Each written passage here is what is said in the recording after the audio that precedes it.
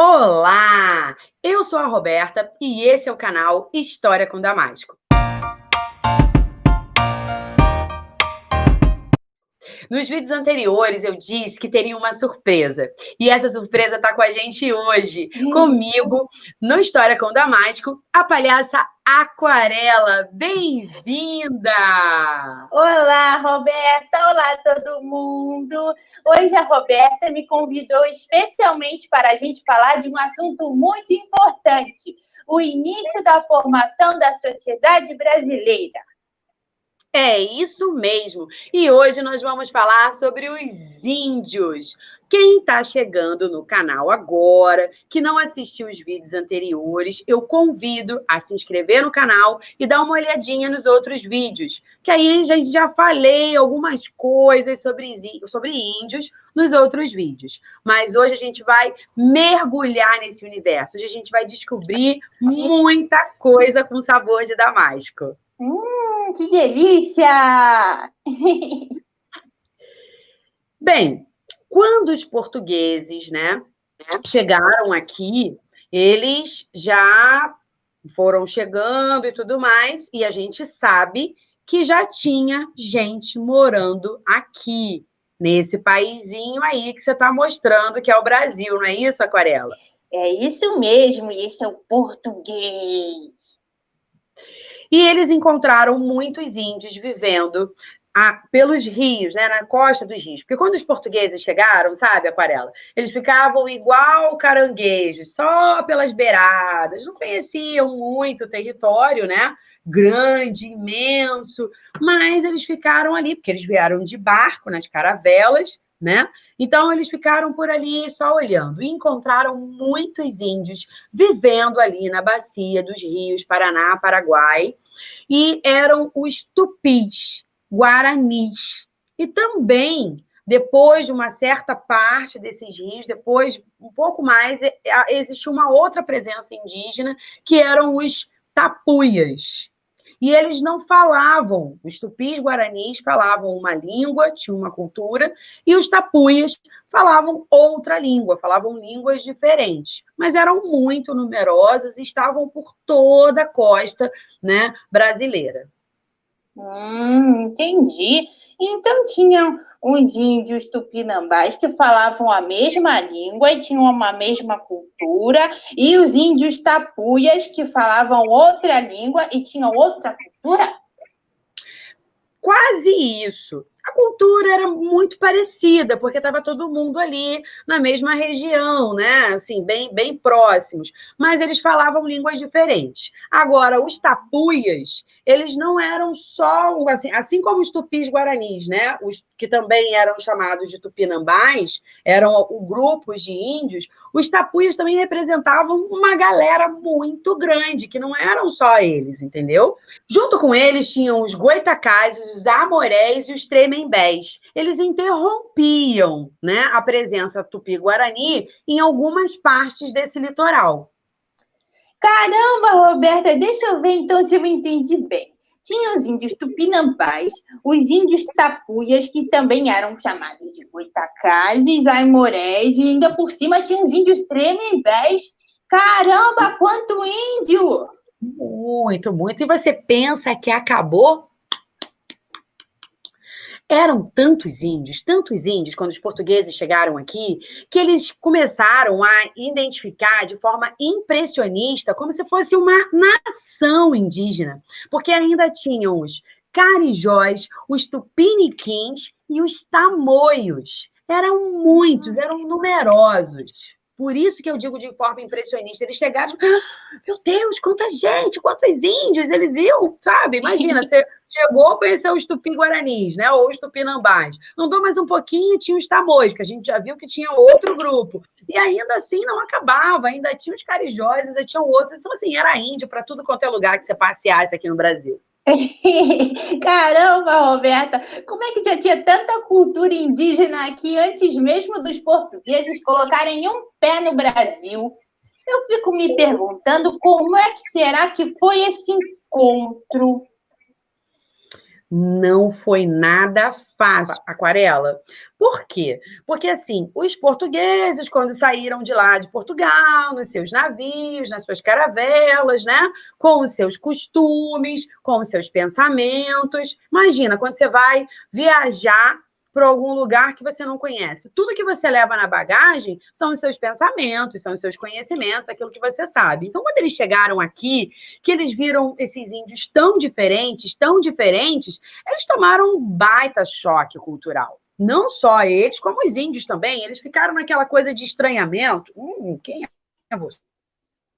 O que você faz? E os portugueses na mesma situação, né? Então, assim, houve aí um grande choque cultural e um grande estranhamento entre os índios e os portugueses. E esse choque cultural foi tão grande que levou os portugueses a denominarem os índios com qualidades positivas e índios com qualidades negativas, porque eles não deram tempo de conhecer os índios, de conviver com eles já foram logo julgando e achando por aquilo que eles pensavam, aquelas coisas que estavam ali dentro daquela bagagem que eles trouxeram de Portugal. Não deram aquele tempo, sabe, de reconhecimento, de fazer uma amizade, aquela coisa.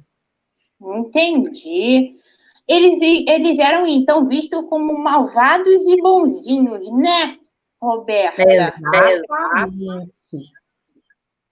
Mas isso é um pouco preconceituoso, não é? Sim, é um baita preconceito. Lembra quando eu falei para você de choque cultural? E, sabe, os índios malvados, ou assim, os índios com mais qualidades, eram justamente os índios que lutavam, que tinham um domínio de técnica militar para lutar e proteger o território que eles estavam vivendo.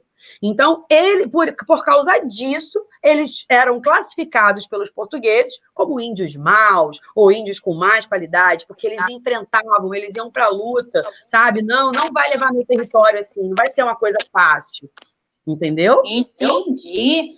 Ora, bolas, mas se chega então um monte de gente esquisita no meu território e fica querendo tomar conta de tudo, dizer o que eu tenho que fazer, e se eu falar qualquer coisa, eu ainda sou tratada como malvada com qualidade negativa?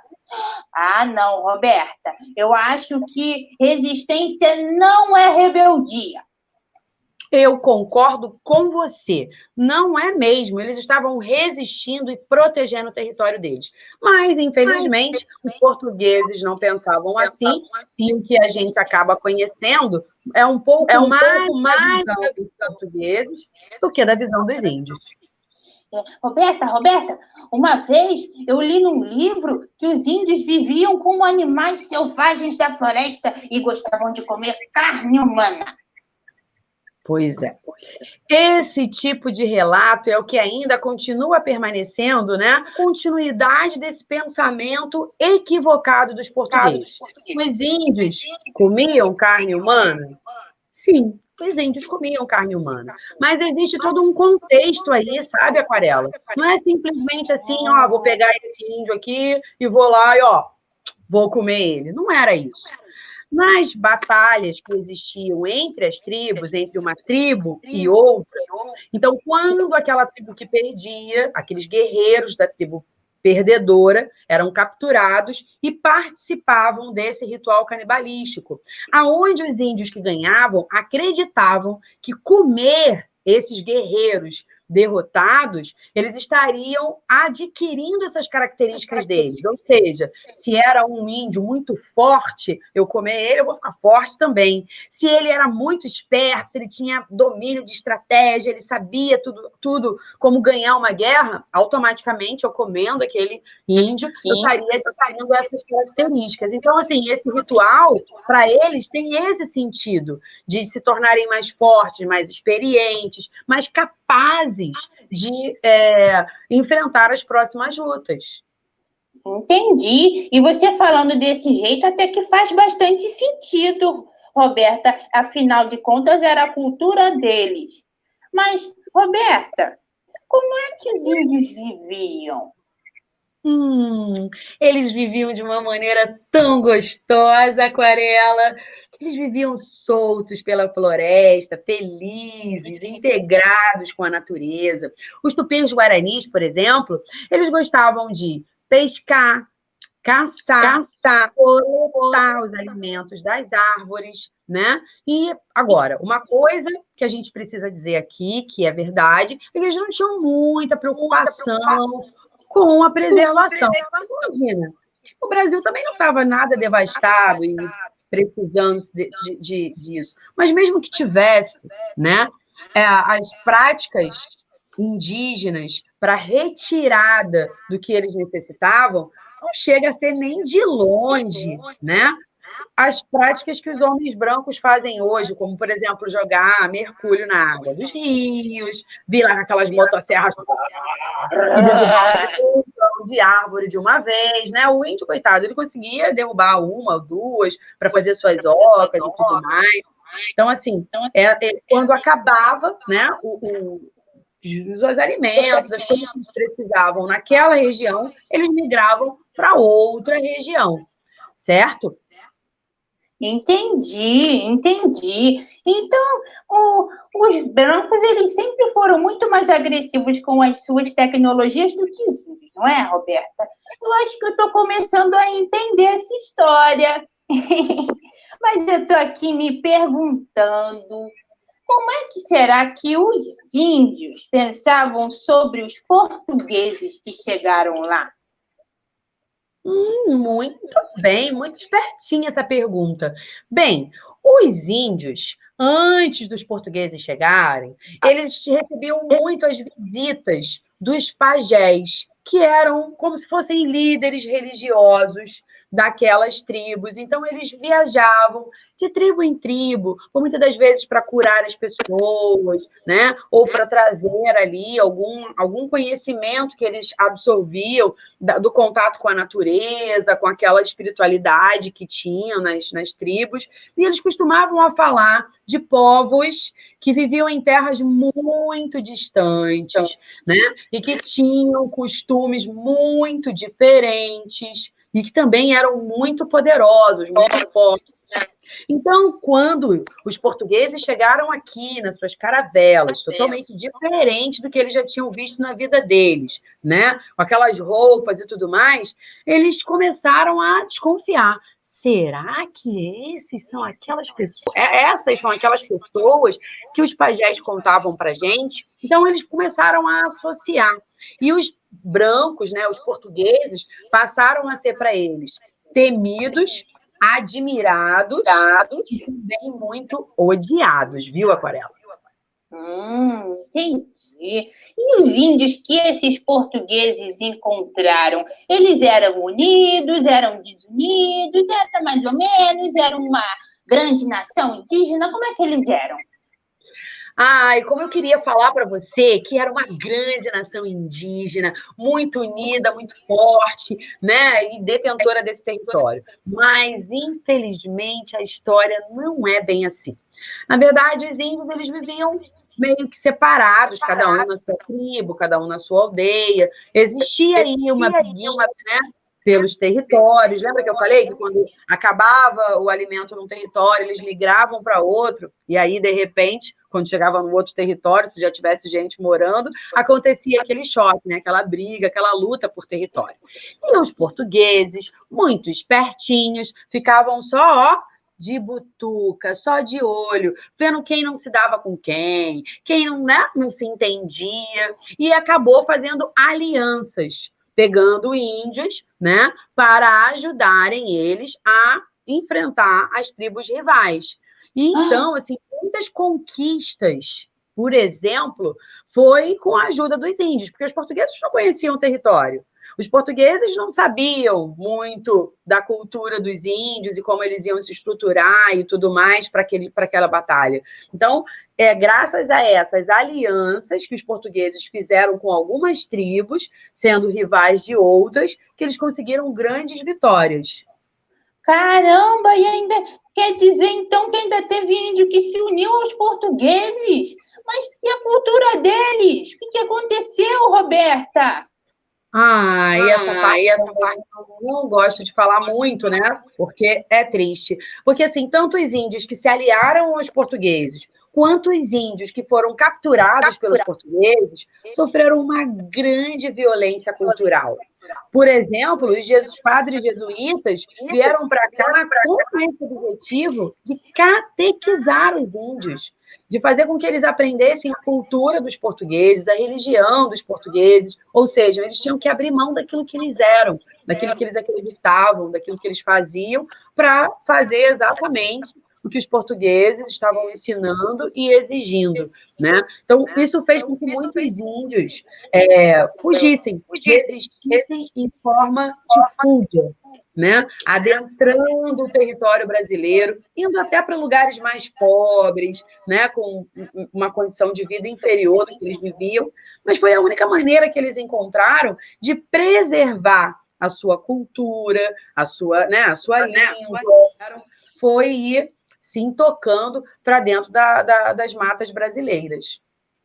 Ai, entendi. Poxa, Roberta, mas mesmo assim não deu muito certo, né? Porque tinha tanto índio quando os portugueses chegaram e hoje em dia não tem mais assim tantos como era, não é? É verdade. Quando os portugueses chegaram aqui, os cálculos eram de mais ou menos 2 milhões de índios. 5 milhões somente na Amazônia. Era índio para chuchu. Hoje, infelizmente, nós só temos 250 mil índios em todo o nosso território. Roberta, essa não é uma história que tem um final feliz, mas faz a gente refletir, né? Como é que as coisas ainda podem ser melhores, assim, para os índios que ainda vivem aqui? Pois é. A história tem disso, né? Ela tem da gente estudar, entender, aprender e refletir sobre como que as coisas podem melhorar. Se, de repente, uma história dessa, que não teve um final feliz, mas o que pode ser feito para que ela tenha um final feliz? E no caso dos índios, né, é que as políticas públicas possam continuar investindo no seu território, possam continuar investindo num modo de vida em que os índios possam preservar a sua cultura, né? Possam preservar o seu modo de vida junto à natureza. Então, que a gente possa pensar sobre isso, né? Todo mundo que está estudando hoje, mais tarde, vai estar assumindo um papel de cidadão, trabalhando e entregando algo positivo para a sociedade. Que a gente possa, né, refletir sobre isso quando tiver oportunidade de refletir, de entregar algo, que a gente possa lutar, né, por uma qualidade melhor de vida para os índios, por uma situação onde eles possam usufruir melhor, né, da vida que eles têm e preservar essa cultura que nada mais é do que as nossas próprias raízes. Se nós somos brasileiros, né, tudo começou com os índios. É óbvio que depois, com os portugueses, as coisas foram mudando, mas a cultura indígena não deixa de ser a cultura raiz do povo brasileiro. Que história maravilhosa, Roberta. Estou muito feliz de ter conseguido participar dessa história com gostinho de damasco. Muito obrigada. Que bom que você gostou. Toda quarta-feira tem vídeo novo aqui no canal. Então, eu convido todo mundo que está assistindo a apertar o sininho para quando... Porque, assim, tem que se inscrever. Aí vai perguntar, quer que aperte o sininho? Sim. Por quê? Porque toda vez que apertar o sininho, você vai receber uma notificação. Tem vídeo novo no História com Damasco. E aí, vem assistir as novidades. E eu também gostei muito, muito, muito, muito de ter você aqui. É muito bom a gente estudar, ou, enfim, lembrar e contar histórias junto com outra pessoa, né? Não me sinto mais tão sozinha. Foi uma delícia, Aquarela. Espero que você possa voltar outras vezes para a gente ver outras histórias. Eu também espero. Gostei muito, Roberta. Muito obrigada pelo seu convite. Um beijo. Beijo para todo mundo e até a próxima. Tchau.